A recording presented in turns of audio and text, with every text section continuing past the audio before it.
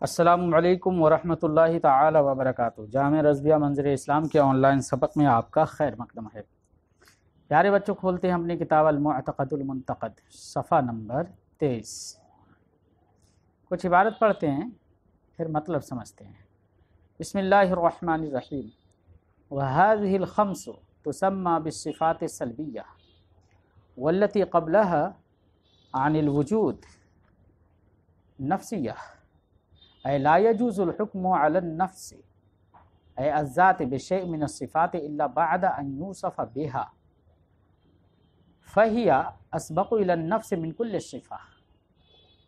وقال الأشعري إنه عين الذات، ووافقه الرازي في المحصل وخالفه في غيره حيث قال الوجود غير ذات الموجود في الحادث والقديم فیکون من الصفات بلا اشکال۔ پیارے بچوں، صاحب کتاب آج یہاں سے یہ بات بتا رہے ہیں کہ ما قبل میں 6 صفات کا ذکر ہوا، ان میں سے جو 5 ہیں جن میں ہر ایک کے مفہوم میں 5 صفات ایسی گزری کہ جن کے مفہوم کے اندر سلب تھا۔ جیسے قدیم میں آپ نے پڑھا کہ قدیم اللہ کو کہتے ہیں یعنی لا اول لہ، سلب تھا نا۔ ایسی باقی کہتے ہیں لیس لوجودہ آخر، لوجودہ آخر۔ تو مطلب جن جن صفات میں سلب ہے، جن کے مفہوم میں سلب ہے، وہ سب صفات سلبیہ کہلاتی ہیں۔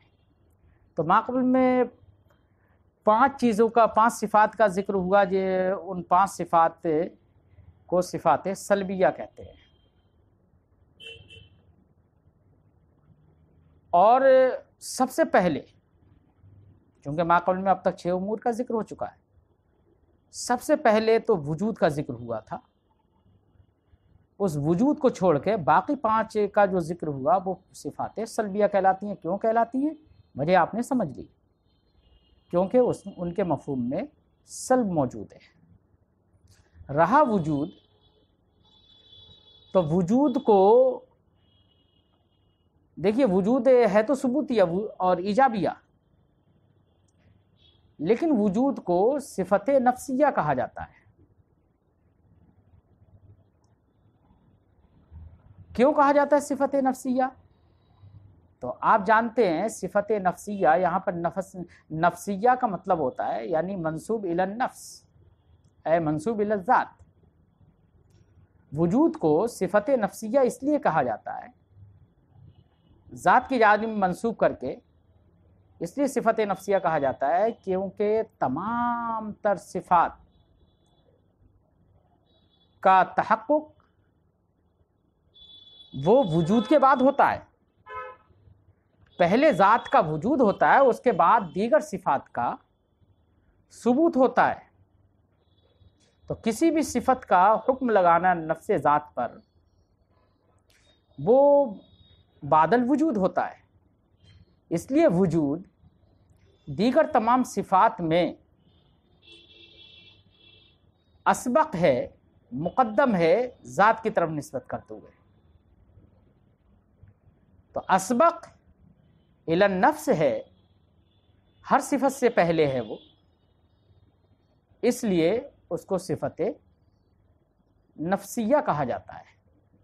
اسبق الی النفس مطلب ہے تو صفت ہی، لیکن ذات کی طرف نسبت کرتے ہوئے دیگر تمام صفات سے اسبق ہے، اقدم ہے، مقدم ہے، اس لیے اس کو صفت نفسیہ کہا جاتا ہے۔ بات سمجھ میں آئی بچوں؟ صفت نفسیہ جو وجود جس کو ہم نے کہا، اس وجود کے سلسلے میں امام اشعری کے 2 قول ہیں۔ امام اشعری علیہ رحمت و رضوان نے وجود باری تعالیٰ کو، جو وجود جو صفت ہے، ان کے اپنے ایک قول میں تو یہ ہے کہ وجود یہ عین ذات ہے، اور ایک قول میں یہ ہے کہ وجود غیر ذات ہے، یعنی ذات الہی کی غیر ہے، عین ذات نہیں ہے. غیر کا مطلب عین ذات نہیں ہے. یاد رہے اگر وہ والا قول جس قول میں یہ ہے کہ وہ عین ذات ہے، تب تو ایسی صورت میں اس قول کی بنا پر تو وجود صفت ہی نہیں ہوگی. بات سمجھ میں آئی؟ جب عین ذات مان لیا تو پھر وہ صفت نہیں ہوگی. امام رازی علیہ رحمۃ و رضوان نے امام اشعری کی موافقت کی عین ذات میں، ایک قول میں ان کی موافقت بھی کر دی اور دوسرے قول میں مخالفت بھی کی ہے. لیکن میں آپ کو ایک بات بتا دوں، امام اشعری علیہ رحمۃ و رضوان کا قول یہی ہے کہ عین ذات ہے، غیر ذات کا قول نہیں ہے. امام رازی نے کہیں پر تو عین ذات کے قول کی موافقت کی ہے اور کہیں پر مخالفت بھی کی ہے. جس صورت میں موافقت ہے اس صورت میں بالکل بات ظاہر ہے کہ ذات عین ذات ہے، تو ایسی صورت میں وجود صفت نہیں ہوگی. اور ایک قول میں مخالفت بھی کی ہے. جب مخالفت کی ہے اور کہا ہے کہ نہیں عین ذات نہیں ہے، تو امام رازی کے اس قول کی بنا پر وجود کا صفت ہونے میں کوئی اشکال نہیں ہوگا. بہرحال امام رازی کے دو قول سامنے آئے اور امام اشعری کا ایک ہی قول ہے. امام اشعری کا کہنا ہے کہ وہ عین ذات ہے. امام رازی نے کبھی تو ان کی موافقت کی اور کہیں مخالفت کی. تو مخالفت کرنے والا ایک قول ہوا امام رازی کا اور ایک ہوا موافقت کرنے والا قول. تو موافقت کرنے والے قول میں عین ذات، تو اس صورت میں وجود صفت نہیں، کیونکہ عین ذات ہے، ذات گویا کہ وہ ذات ہی ہے. بات سمجھ میں آئی بچوں؟ لیکن اتنا تو آپ کے سمجھ میں آ گیا کہ جنہوں نے عین ذات قرار دیا ہے اس کا بھی مطلب یہی نہیں ہے کہ بے عین ہی وجود ذات ہے. اس کا بھی مطلب یہی ہے کہ ذات باری تعالی کا موجود ہونا ہی اس بات وجود ہی اس کی ذات ہے. یعنی وجود کو ثابت کرنا ہی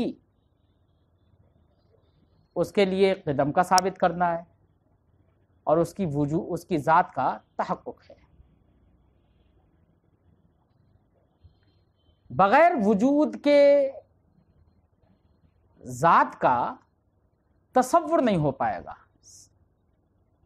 اس معنی کر انہوں نے عین ذات قرار دیا ہے، ورنہ وجود ایک صفت ہی ہے. لیکن اس کو نفسیہ کہتے صرف اس لیے ہے کہ وہ اسبق الی النفس من کل صفہ ہے. تو بات سمجھ میں آ گئی ہوگی بچوں؟ ترجمہ کرتے ہیں. وَهَذِهِ الْخَمْسُ تُسَمَّى بِالصِّفَاتِ السَّلْبِيَّةِ. ان 5 صفات کا، یعنی ما قبل میں وجود کے علاوہ جو 5 صفات ذکر کی ان صفات کو صفات سلبیہ کہتے ہیں. اور ان 5 صفات میں سب سے پہلے صفات سے پہلے یعنی جو وجود ہے اس کو نفسیہ کہا جاتا ہے. نفسیہ ہونے کا مطلب کیا ہے؟ اے لا يجوز الحکم علی النفس اے الذات بشیء من الصفات الا بعد ان یوصف بها. یعنی نفس یعنی ذات پر صفات میں سے کسی صفت کا حکم لگانا جائز نہیں ہے مگر تبھی جب کہ پہلے وہ ذات اس صفت سے یعنی صفت وجود سے موصوف ہو. فَهِيَ أَسْبَقُ إِلَى النَّفْسِ مِنْ كُلِّ صِفَةٍ. تو وجود ہر صفت سے اسبق الی النفس ہے، یعنی ہر صفت سے پہلے نفس اور ذات وجود سے موصوف ہوتی ہے.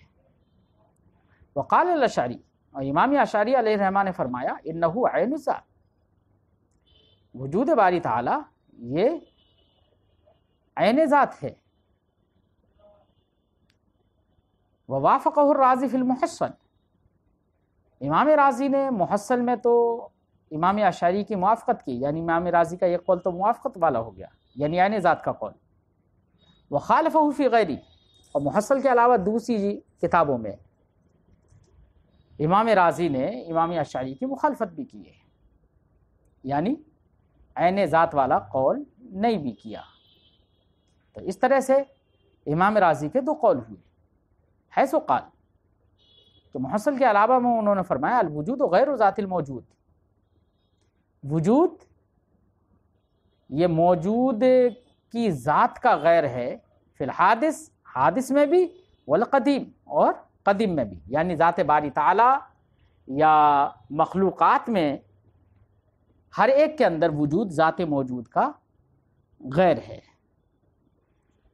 جب وجود ذات موجود کا غیر ہوگا اور وہ ذات موجود اس سے موصوف ہو، تو اب ایسی صورت میں فیکون من الصفات بلا اشکال، وجود یہ صفات سے ہوگا بلا اشکال، لیکن عین کے عین ہونے کی صورت میں صفت سے نہ ہونے کا وہم ہوگا.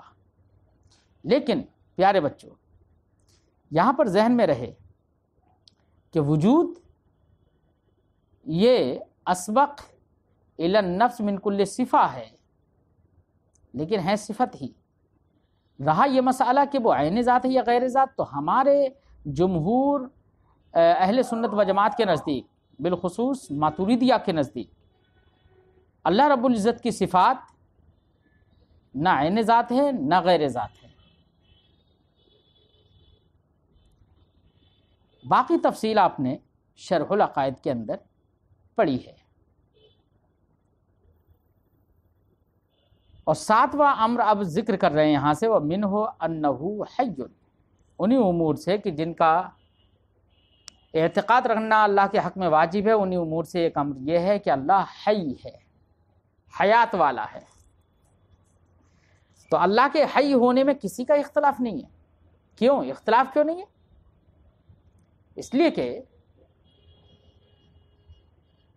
هو الحی القیوم، دلیل شرعی بھی شاہد ہے. اللہ حی و قیوم ہے، قرآن میں جگہ جگہ فرمایا گیا. تو دلیل شرعی بھی موجود، اور عقل بھی کہتی ہے، دلیل عقلی بھی یہ کہتی ہے کہ جو اس بڑی کائنات کو اس نظام محکم کے ساتھ چلائے، یہ نظام محکم کے ساتھ چلانا بغیر علم اور بغیر قدرت کے نہیں ہو سکتا. اور علم اور قدرت، بھائی آپ کوئی بھی کام کریں گے تو بغیر علم کے اور بغیر قدرت کے نہیں ہو سکتا. ایک تو یہ کہ پہلے آپ کو یہ معلوم ہونا چاہیے کہ یہ کام کرنا ہے، دوسرے یہ کہ اس کام پر آپ کو قدرت بھی ہو. تو کسی بھی فعل کا معرض وجود میں آنے کے لیے ضروری ہے کہ فاعل اس کو جانتا بھی ہو اور اس پر قادر بھی ہو. اس ساری کائنات کو اس نظام محکم کے ساتھ اللہ رب العزت چلاتا ہے. اس نے اسے پیدا فرمایا، اتنی نیرنگیاں رعنائیاں اس کائنات میں رکھیں. عقل کہتی ہے کہ یہ وہی ذات کر سکتی ہے جس کو علم بھی ہو اور جس کو قدرت بھی ہو. لہذا ذات باری تعالیٰ کے لیے قدرت اور علم کا ثبوت عقل یہیں پر کر دیتی ہے، اور علم اور قدرت کا تقاضا جو صفت کرتی ہے، علم و قدرت جس صفت کی بنا پر متصور ہوتے ہیں، اسی صفت کا نام ہے حیات. یعنی وہ صفت جو علم و قدرت کا تقاضا کرے کہ علم و قدرت کے بغیر یہ نہیں ہو سکتا، تو ضرور اس کائنات کو پیدا کرنے والا عالم بھی ہوگا اور قادر بھی ہوگا. یہ تقاضا کر رہی ہے ایک صفت، تو جو صفت علم و قدرت کا تقاضا کرے وہی صفت حیات ہے. بات سمجھ میں آئی بچوں؟ وہی صفت حیات ہے۔ تو اللہ رب العزت کے حی ہونے میں تو کسی کا اختلاف نہیں ہے۔ اختلاف یہ ہے علماء کا کہ حیات کا مطلب کیا ہے اللہ کے حق میں۔ تو جمہور اہل سنت کے نزدیک تو اللہ کی حیات وہ ایک صفت وجودیہ ہے جو اللہ کی ذات کے ساتھ قائم ہے، علم و قدرت کا تقاضا کرتی ہے، جبکہ اس سلسلے میں حکماء اور بعض معتزلہ کا یہ کہنا ہے کہ حیات کوئی الگ سے صفت نہیں بلکہ علم اور قدرت کا محال نہ ہونا ہی حیات ہے۔ دونوں کے درمیان فرق سمجھ میں آ گیا ہوگا آپ کے۔ اہل سنت فرماتے ہیں کہ صفت ایک حیات اللہ کی ایک صفت وجودیہ ہے جو ذات کے ساتھ قائم ہے اور وہ علم و قدرت کا تقاضا کرتی ہے۔ اور معتزلہ اور حکماء کا کہنا کیا ہے کہ علم و قدرت کا محال نہ ہونا ہی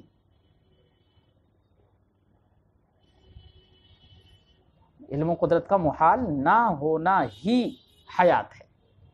یعنی جہاں پر یہ دیکھیں کہ علم اور قدرت ہے تو سمجھیے کہ یہی حیات ہے، محال نہیں ہے، یہی حیات ہے۔ بات سمجھ میں آئی بچوں؟ یہ اختلاف جو ہے حیات کے سلسلے میں، یہ اختلاف علماء کا، یہ اللہ رب العزت کے حق میں تو اختلاف ہے حیات کے معنی میں کہ حیات کا معنی کیا ہے۔ رہا مخلوق کے حیات کے سلسلے میں تو ہمارے حیات کے سلسلے میں اختلاف نہیں ہے۔ ہمارے حیات کے سلسلے میں، مخلوق کی حیات کے سلسلے میں تو سیدھے کہہ دیا گیا ہے کہ مزاج نوعی کا معتدل رہنا،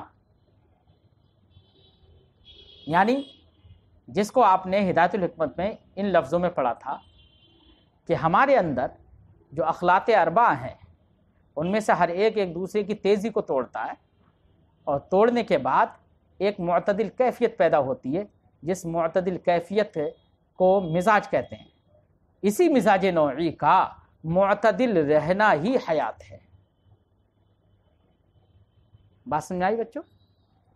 اسی مزاج نوعی کا معتدل رہنا ہی حیات ہے، یہ مخلوق کے سلسلے میں۔ اللہ رب العزت اس معنی کر حیات سے موصوف نہیں ہے۔ کیوں؟ اس لیے کہ وہ مزاج نوعی اور اخلاق اربع وغیرہ ان چیزوں سے متصف نہیں ہو سکتا، کیونکہ یہ تو سب جسمانیات کے اوصاف ہیں، جسمانی چیزوں کے اوصاف ہیں۔ اللہ رب العزت کے سلسلے میں یہ معنی متصور نہیں ہے۔ اللہ کے سلسلے میں تو وہی معنی ہے حیات کا کہ جو علم و قدرت کا تقاضا کرے، اور معتزلہ کے نزدیک علم و قدرت کا محال نہ ہونا ہی حیات ہے۔ بات سمجھ میں آ گئی ہوگی بچوں؟ تو اللہ رب العزت حی ہے، حی ہونے میں اختلاف نہیں ہے، لیکن معنی حیات میں اختلاف ہے۔